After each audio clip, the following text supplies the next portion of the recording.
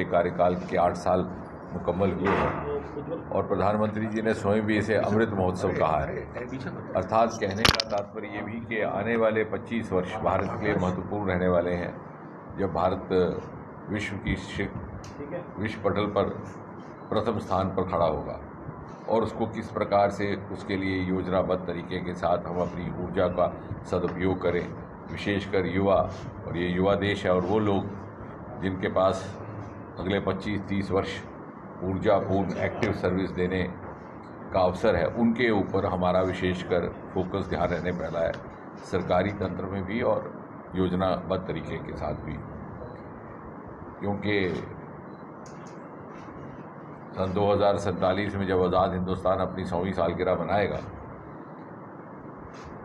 तो यही भारतवासी उस समय ये कहने की स्थिति में हो कि भारत को शिखर पटल में पहुंचाने का योगदान हमारा भी रहा और हमारी पीढ़ी के लोग उनको उनमें उस प्रकार की क्षमता पैदा करने में कुछ भूमिका अदा कर सके, उनकी कैपेसिटी बिल्डिंग में, ये हमारे लिए संतोष की बात रही। और इसी विचार को लेकर के देश भर में काम भी किया जा रहा है। कुछ एक सरकार और पार्टी की दृष्टि से कुछ क्षेत्रों पर विशेष ध्यान देने की भी योजना है और मोदी जी के द्वारा जो जन कल्याण के अनेकों कार्यक्रम प्रारंभ किए गए हैं उनको आखिरी कतार तक, आखिरी व्यक्ति तक पहुंचाने का किस प्रकार योजना बने और किस तरह उसकी योजना की रचना हो। क्योंकि बहुत जगह ऐसा देखा गया कि कई बार इस प्रकार की योजनाओं का उस प्रकार की जागरूकता नहीं है जिस प्रकार की अपेक्षित है। इसी प्रकार युवाओं को लेकर के हमने इस 3 दिवसीय प्रवास में एक बड़ी ही सफल कार्यशाला आयोजित की थी परसों, स्टार्टअप्स को लेकर के, और मुझे ये कहते हुए बड़ा संतोष भी है और हर्ष भी कि बहुत बड़ी संख्या में युवाओं ने अपनी प्रतिभा का प्रदर्शन किया। और भारत सरकार में इस समय अनेकों ऐसी योजनाएं हैं जिनके अंतर्गत स्टार्टअप्स के लिए सहयोग भी उपलब्ध करवाया जाता है, सहायता भी और टेक्नोलॉजी की सुविधा भी। और आपको स्मरण होगा कि मोदी जी ने लाल किले के परिसर से अपने स्वतंत्रता दिवस के संबोधन में 2015 में स्टार्टअप इंडिया कहा था। इसका आह्वान लाल किले से जब प्रधानमंत्री करते हैं तो जाहिर है कि इसको कितनी प्राथमिकता दी जा रही है। इन्हीं कारणों से जिस प्रकार स्टार्टअप की इस मुहिम ने कुछ एक दक्षिण भारतीय प्रदेशों में, कर्नाटक, आंध्रा, गुजरात इत्यादि में एक तीव्र गति से आगे बढ़ने का काम हुआ है, उतना यहाँ पर नहीं था। इसलिए हम यहाँ पर भी उस प्रकार की जागरूकता का अभियान प्रारंभ कर रहे हैं। अनेकों नए उसमें पहल की गई है। एक अरोमा मिशन है खेती को लेकर के, किसानी को लेकर के, जैसे आजकल एग्री टेक स्टार्टअप्स कहा जाता है कि आधुनिक किस्म की एग्रीकल्चर जिसमें ड्रोन का उपयोग होता है, जिसमें आर्टिफिशियल इंटेलिजेंस का उपयोग होता है, समय बचता है, खर्चा बचता है। इन प्रकार के नए जो आयाम हैं जो रोज़गार का साधन भी बन सकते हैं, जीविका का साधन भी, क्योंकि कोई भी सरकार हर व्यक्ति को वेतन याफ्ता सरकारी नौकरी नहीं दे सकती। लेकिन मोदी जी जैसी जिम्मेवार सरकार सदा ये प्रयास में रही कि रोज़गार के साधन उपलब्ध करवाए जाए और ऐसे सेक्टर्स जिनको पहले खोजा नहीं गया था, जैसे अरोमा का सेक्टर है, औषधियों का सेक्टर, हिमालयन बेल्ट में है, लेवेंडर का सेक्टर, बैम्बू का सेक्टर, और उसको लेकर के अनेकों इस तरह के कानून और संशोधन भी किए गए हैं। भारत में इंडियन फॉरेस्ट एक्ट हम सब जानते हैं, फॉरेस्ट क्लियरेंस से हम परिचित है। ये 100 साल पुराना था, 1918 का। उसको संशोधित करके होम ग्रोन बैम्बू जो घर आंगन में बाँस उगता है उसको उससे मुक्ति दे दी गई है। और इसी प्रकार 5-6 हज़ार की तजारत प्रतिवर्ष अगरबत्ती की होती थी, लेकिन विडंबना ये कि सारी की सारी अगरबत्ती बाहर से आती थी। उस पर भी आयकर जो इम्पोर्ट टैक्स है उसको बढ़ा करके 25% कर दिया गया ताकि डोमेस्टिक होम ग्रोन बैम्बू को बढ़ावा मिल सके। तो जिस प्रकार से अमृत काल में और आने वाले समय में युवाओं के महत्व को देखते हुए उनकी ऊर्जा को किस प्रकार से देश निर्माण में, राष्ट्र निर्माण में पर्याप्त ढंग से उपयोग में लाया जाए, चैनलाइज किया जाए, उसी को लेकर के ये सारी योजनाओं की रचना हो रही है। और मुझे प्रसन्नता है कि भारतीय जनता पार्टी सदा से ही समाज से जुड़ा हुआ एक संगठन रहा है।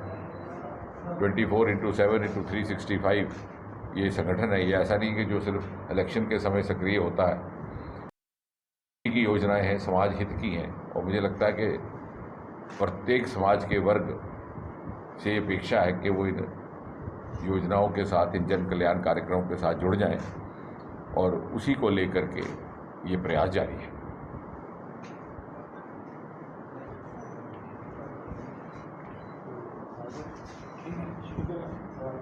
यात्रा में त्रासदी हुई है, सरकार की तरफ से रिलीफ किस तरह का है, क्या है? नहीं, मैं तो सबसे पहले ये मुझे लगता है कि ये यकीनन बड़ी दुर्भाग्यपूर्ण बात है जो हुआ कि इतनी श्रद्धा से देश भर से वहाँ श्रद्धालु गए हुए थे। परंतु एक प्रशंसनीय बात है कि जैसे ही इस घटना का समाचार बाहर आया है, तुरंत जो रेस्क्यू ऑपरेशन था वो अमल में ला लिया गया। एनडीआरएफ, एसडीआरएफ ने तुरंत कार्रवाई अपनी प्रारंभ कर दी, और उसी का नतीजा है कि बहुत बड़ी संख्या में यात्रियों का बचाव भी हो पाया है। ये सच है कि अभी भी 15 या उससे अधिक शव प्राप्त हुए हैं। बहुत से 40-45 ऐसे भी श्रद्धालु हैं जो लापता हैं, लेकिन जो बच गए हैं, यदि आप उनका कथन सुनेंगे, उनकी व्याख्या सुनेंगे, तो मुझे लगता है कि मेरी बात करने से ज़्यादा प्रभावी उनकी बात होगी। वो किस तरह से, आज आप देखें समाचार पत्रों में भी, अन्य सूत्रों में भी, वो जिस प्रकार से कह रहे हैं कि हमें किस प्रकार सेना ने तत्काल आकर के, हमने ना केवल बचाया बल्कि समय हमें बताते भी रहे कि भाई जहाँ खड़े हो वहाँ चिपक जाओ, उस चट्टान को पकड़े रखो, बिल्कुल जैसे घर परिवार के सदस्यों का बचाव किया जाता है, उस प्रकार से भारतीय सेना ने, एसडीआरएफ, एनडीआरएफ ने काम किया। और जैसे मैं कहता हूँ कई बार कि भारतीय सेना युद्ध के समय, युद्ध काल में तो प्रशंसनीय काम करने के लिए जानी जाती है, लेकिन शांति काल में जो इनकी भूमिका रहती है, चाहे वो सद्भावना के तौर पर, चाहे वो त्रासदी के समय में, उसका उतना उल्लेख नहीं होता। मुझे लगता है ये अवसर है हम अपनी सेना को और इन रेस्क्यू एजेंसीज़ को नमन भी करें और उनका आभार भी प्रकट करें। सर, इस समय देश के अंदर सब तन से जुदा जैसे नारे जो है वो खुलेआम लगाए जा रहे हैं, कट्टरता वर्सेस कट्टरता फैलती जा रही है, किस तरह से देखते हैं, क्या इसका समाधान? मुझे लगता है कि जो संबंधित विभाग और मंत्रालय और एजेंसीज हैं वो इसका संज्ञान लेकर के उचित कार्रवाई कर रहे हैं। मैं इस बात में बात जोड़ करके इस बहस को आगे बढ़ाने का पाप नहीं करूँगा। उदित राज हैं कांग्रेस के, उन्होंने श्रीलंका से भारत की तुलना की है। उनका कमेंट आया है कि जैसी वहाँ दिक्कत है श्रीलंका में चल रही है, उदित राज उन्होंने भारत की वैसे ना कि ये एक पहली बात तो ये है कि ये क्यों कहा गया, ये अलग बात है, लेकिन आप पत्रकार मित्र हैं, हर बात का विश्लेषण करते हैं। आज़ादी से लेकर के आज तक के घटनाक्रम पे आपकी नज़र रही है, क्या आप इस बात पर विश्वास कर सकते हैं? कोई कर सकता है? भारत इस समय ना केवल विश्व का सबसे बड़ा लोकतंत्र बल्कि मदर ऑफ डेमोक्रेसी के नाम से जाना था। भारत लोकतंत्र की जननी है।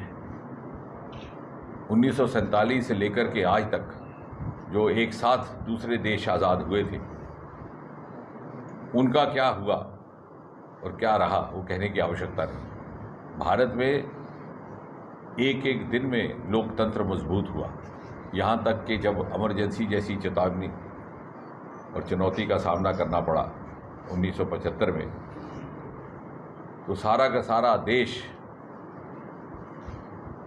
एक साथ एकत्रित होकर के लोकतंत्र को बहाल करने के लिए सामने आया।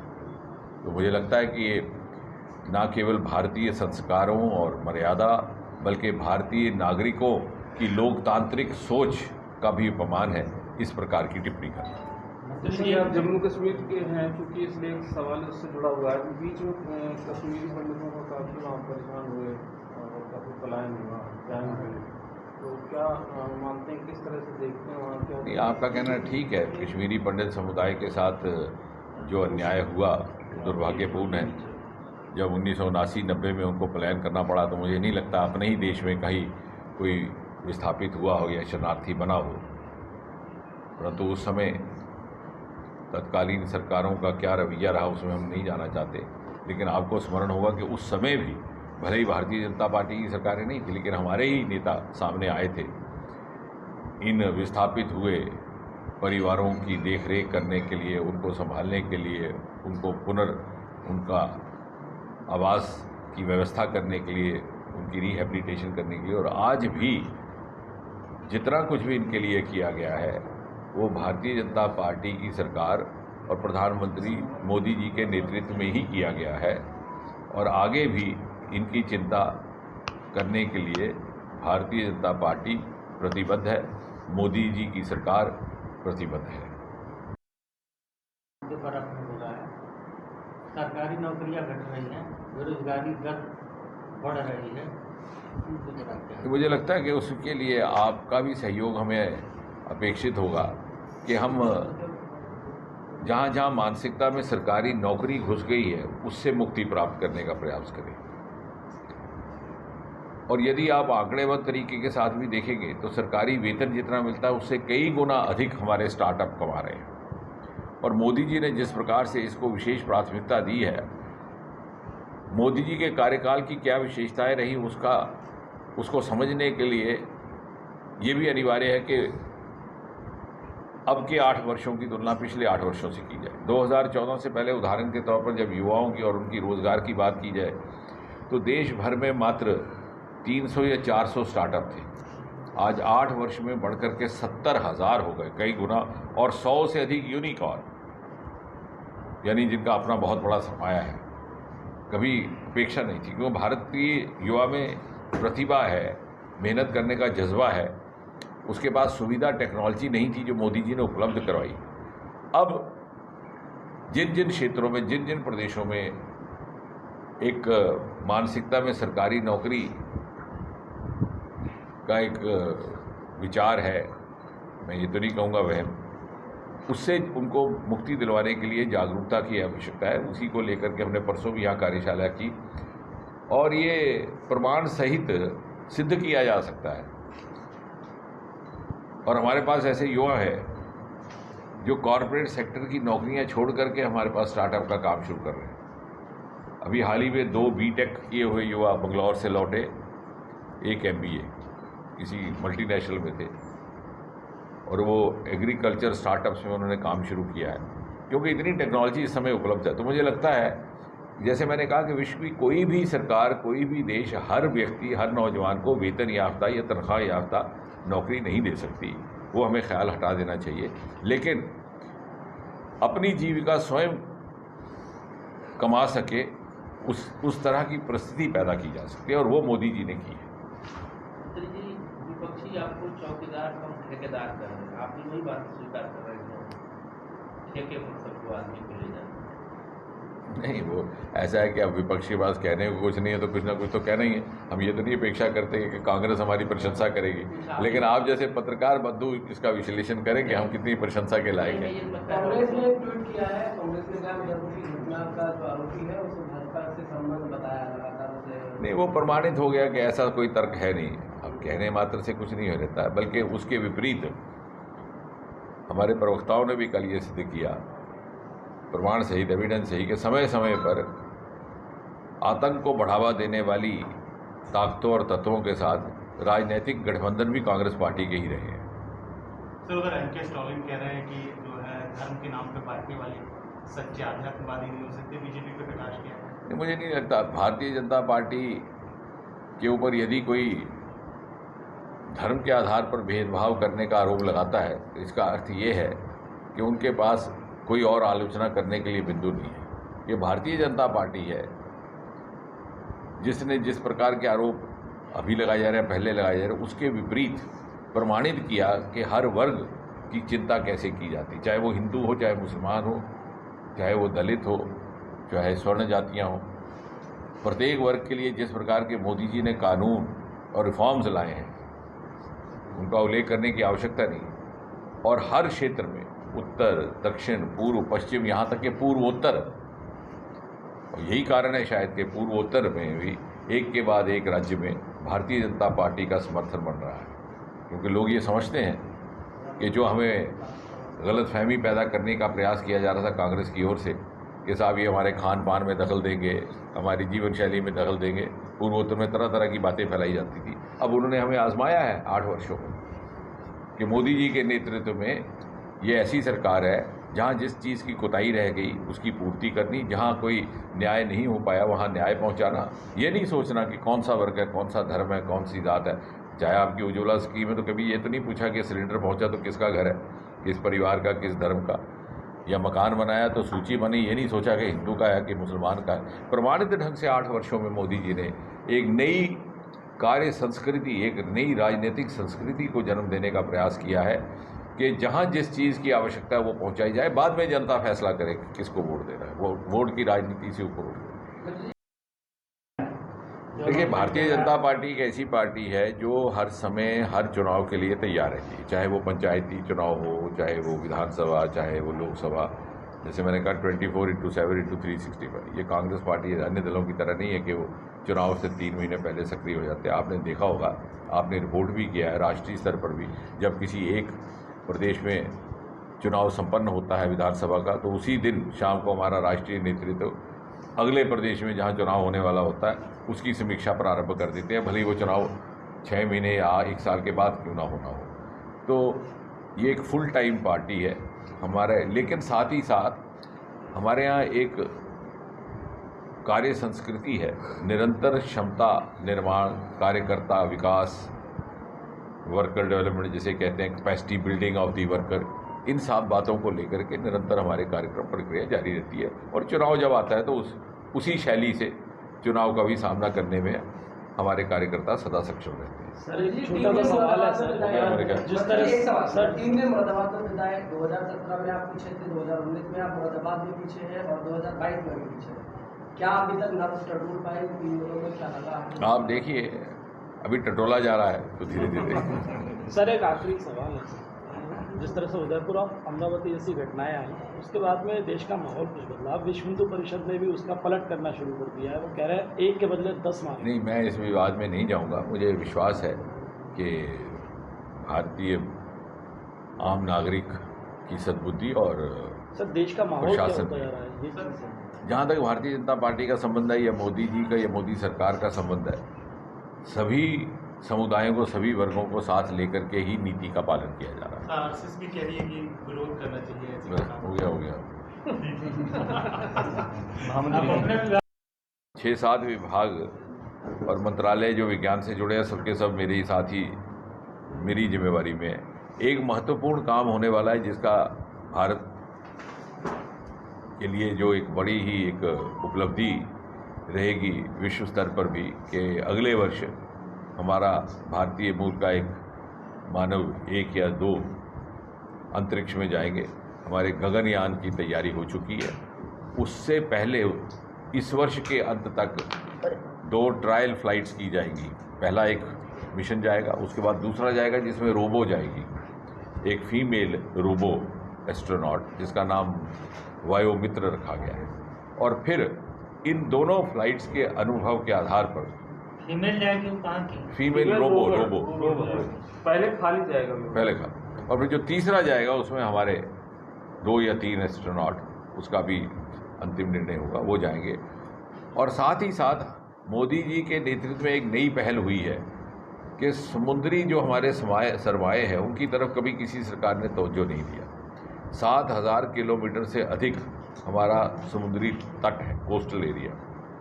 और भारत एक ऐसा देश है कि जिसके नाम पर समुद्र का नाम रखा गया, इंडियन ओशन। मैं उस दिन ऑस्ट्रेलिया से कुछ मित्र आए थे, मैंने कहा आपका देश जो है वो कंट्री भी है, कॉन्टिनेंट भी है, आइलैंड भी है, लेकिन समुद्र का नाम देश पर नहीं है।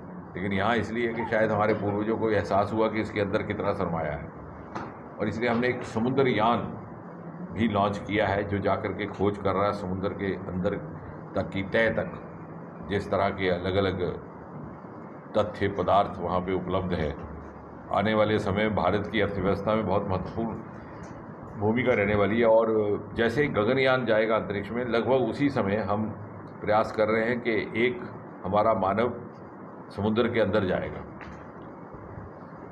पहले चरण में हो सकता है वो 400-500 मीटर तक जाए, फिर धीरे धीरे जैसे जैसे आगे अनुभव आता जाएगा समुद्र के तट के नीचे लगभग 4-5 हज़ार तक गहराई रहती है।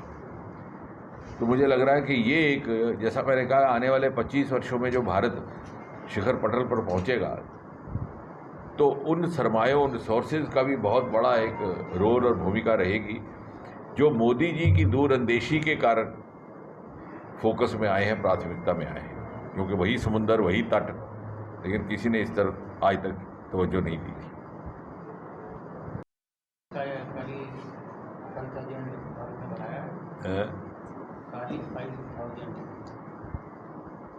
भारत ने क्या बढ़ाया है? नहीं, वो अभी ये सारे प्रयोग के विषय हैं, इसमें अभी बहुत ज़्यादा व्याख्या करने की आवश्यकता नहीं। गगनयान कब तक मतलब कितना वक्त लगेगा इसमें?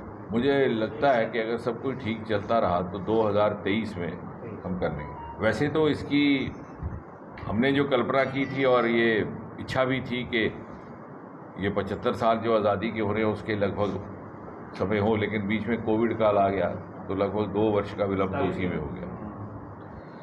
मुरादाबाद का आपने कुछ दिया है? आने वाले समय में देखिएगा, मुरादाबाद में मुझे लग रहा है एक आपका सहयोग हो सकता है। यहाँ पर स्टार्टअप का बहुत एक अलग सा अपना एक एक्सक्लूसिव सरमाया है। जो काम पहले मेटल का होता था उसमें वैल्यू एडिशन करके किया जा सकता है। परसों आपने बोला भी और हमारे पास अब ऐसी व्यवस्था है सरकार पे कि यदि कोई स्टार्टअप प्रोडक्ट डेवलप करता है तो उसकी मार्केटिंग की भी हम सुविधा उपलब्ध करवा सकते हैं या सहयोग करवा सकते हैं। जैसे लेवेंडर के अतर बनते हैं तो उनको मार्केट तक पहुंचाने की व्यवस्था भी सरकार है। और मुझे लग रहा है कि अब हम ये जो हमारा यहाँ का काम था मेटल का, उसमें वैल्यू एडिशन करें। जैसे कश्मीर में मैं बैठा था, वहाँ पश्मीने का काम करें, तो मैंने उनसे सुझाव दिया क्या इसमें बैम्बू के भी तार जोड़े जा सकते हैं क्या, क्योंकि जब बुनाई होती है उसी तरह से होती है। तो इस तरह भी यहाँ भी हम करें। कुछ एक आइडिया दिए हैं युवाओं को, युवाओं में प्रतिभा भी बहुत है, लेकिन उस दिशा में अगर हम इनको ले जाएंगे तो इनके लिए भी जीविका का। नमस्कार, मैं हूं मानक गुप्ता। अगर आपको हमारा ये वीडियो पसंद आया हो तो इसे लाइक और शेयर जरूर करें, और हां, हमें सब्सक्राइब और फॉलो करना ना भूलें ताकि आप देश और दुनिया की कोई खबर मिस ना करें। तो जुड़े रहिए हमारे साथ और देखते रहिए न्यूज़ 24।